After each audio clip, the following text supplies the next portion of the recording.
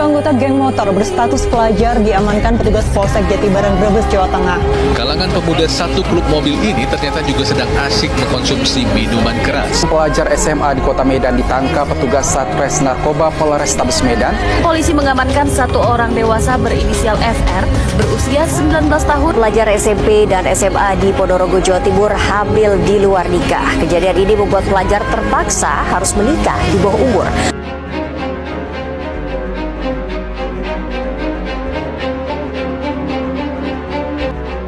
Tengah malam di Jalan Lingkar Selatan, Kota Salatiga berubah menjadi lokasi tragedi. Seorang anak menjadi korban penyiraman air keras dan penganiayaan brutal. Dalam peristiwa ini, satu korban dilaporkan meninggal dunia, sementara korban anak berinisial Ma mengalami luka berat, terutama pada kedua matanya. Mata kirinya mengalami kerusakan parah hingga sempat mendapat bantuan pernapasan di Rumah Sakit DR Subarkat, Jutro Darmojo, Salatiga. Polres Salatiga bergerak cepat. Berbekal laporan polisi dan penyelidikan intensif, Satreskrim berhasil mengamankan seorang tersangka berinisial LJ berusia 19 tahun, warga Kabupaten Cianjur yang berdomisili di Kota Salatiga. Hingga kini, penyidik masih terus mendalami motif pelaku dan mengungkapnya anak bukti. Kapolres Salatiga AKBP Ade Paparihi menegaskan bahwa setiap tindak pidana kekerasan terhadap anak akan ditangani secara profesional, transparan, dan tuntas sesuai ketentuan hukum. Masyarakat juga diimbau segera melapor apabila mengetahui adanya tindak pidana. Sementara itu, para orang tua diminta meningkatkan pengawasan terhadap anak-anak, terutama agar tidak berada di luar rumah pada larut malam tanpa kepentingan yang mendesak. Kasus ini menjadi pengingat bahwa kekerasan tidak hanya merenggut rasa aman, tetapi juga dapat merenggut nyawa dan meninggalkan luka yang membekas seumur hidup. Dari Kota Salatiga, Kantor Berita Harian 7, Muhammad Nuraini melaporkan. Puluhan pelajar SMK di Salatiga diamankan Polres Salatiga setelah terlibat tawuran yang terekam CCTV pada Jumat 7 Februari 2025 sore. Aksi mereka berlangsung di jalanan dan menimbulkan ketegangan. Senin 10 Februari 2025, para pelajar ini menjalani pembinaan di Mapolres Salatiga, disaksikan orang tua dan pihak sekolah untuk memberikan efek jerah. Kasat Reskrim Polres Salatiga AKPM Arifin Suryani mengungkapkan bahwa 23 siswa telah diidentifikasi dan diamankan. Polisi masih mendalami motif tawuran ini termasuk kemungkinan adanya provokasi sebelumnya. Meski tidak ditemukan senjata tajam, aksi ini sempat memicu ketegangan. Beruntung, tidak ada korban luka serius, hanya satu siswa mengalami memar di leher. Polres Salatiga menegaskan akan terus mengusut sumber konflik agar kejadian serupa tidak terulang di masa mendatang. Dari Kota Salatiga, Kantor Berita Harian 7, Muhammad Nuraini melaporkan. Anak-anak ini hari ini digelar apa ini? Dibina atau apa ini? Baik, hari ini terkait dengan kejadian hari Jumat kemarin yang tentunya rekan-rekan monitor. Ini kita lakukan upaya pembinaan, jadi kita hadirkan pihak sekolah dan orang tua serta murid-murid yang saat itu mengikuti rombongan yang diduga oleh dalam pemberitaan itu adalah diduga sebagai pelaku seperti itu. Saat melihat kalimat ini, apa yang terbesit di benak kalian? Apakah tawuran, bullying, narkoba, atau balapan liar? Namun, apakah semua remaja yang melakukan kenakalan terlahir sebagai anak yang nakal? Pada video ini, kita akan membahas tentang juvenile delinquency atau kenakalan remaja.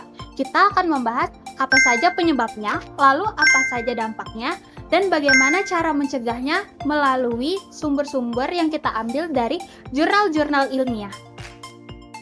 Pertanyaannya, apa sih itu juvenile delinquency? Jadi, juvenile delinquency atau kenakalan remaja adalah perilaku menyimpang yang dilakukan oleh remaja yang bertentangan dengan nilai norma dan juga hukum.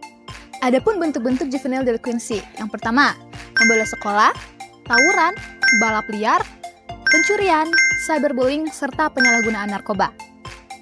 Kenakalan remaja memiliki tingkat keparahan yang berbeda-beda. Ada yang pelanggaran ringan, ada juga yang berkembang menjadi tidak kriminal jika tidak segera ditangani. Mengapa kenakalan remaja terjadi? Banyak orang berpikir bahwa kenakalan remaja terjadi karena remajanya memang yang nakal. Tetapi ada loh penelitian yang mengatakan dari Gupta dan juga Mahanta pada tahun 2021 bahwa kenakalan remaja ini faktornya lebih kompleks. Nah, faktornya ini itu ada 5. Faktor yang pertama adalah faktor individu, di mana di masa remaja ini adalah masa pencarian jati diri.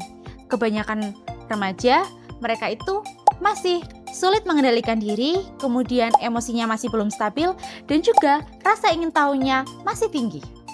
2. Faktor keluarga. Kurangnya perhatian, komunikasi yang kurang baik, konflik keluarga, hingga kurangnya pengawasan dapat memunculkan perilaku menyimpang. 3. Faktor teman sebaya. Teman sebaya memiliki pengaruh yang sangat besar. Remaja sering melakukan suatu perilaku untuk diterima oleh kelompoknya. Menurut social learning theory dari Bandura, perilaku dipelajari melalui pengamatan dan juga meniru dari orang lain. Jika lingkungan yang diamati menunjukkan perilaku negatif, maka kemungkinan perilaku tersebut ditiru juga akan semakin meningkat. 4. Faktor lingkungan.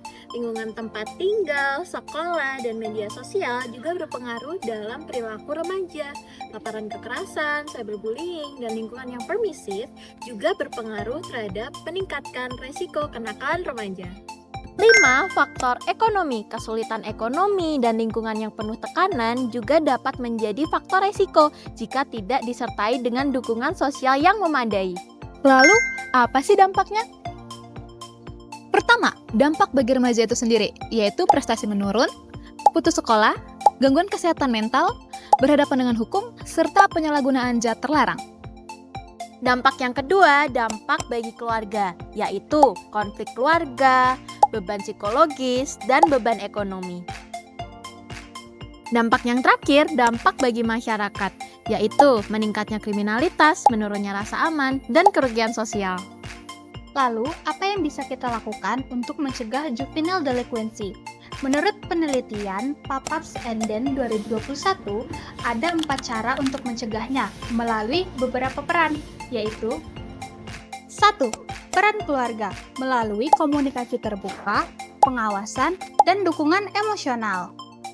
2. Peran sekolah melalui pendidikan karakter, konseling, dan kegiatan positif. 3. Peran teman sebaya. Sebagai teman sebaya, kita harus saling mengingatkan dan juga memilih lingkungan yang positif. 4. Peran masyarakat. Sebagai masyarakat, kita harus menyediakan ruang aktivitas bagi remaja, lalu pembinaan dan pemberian kampanye kepada remaja mengenai anti-bullying.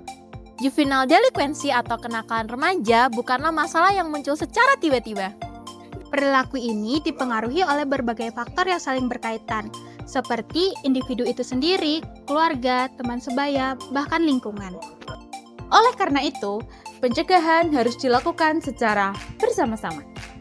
Dengan adanya dukungan dari keluarga, sekolah, masyarakat, dan lingkungan yang positif, remaja diberikan kesempatan untuk berkembang menjadi generasi yang lebih sehat, bertanggung jawab, dan berprestasi.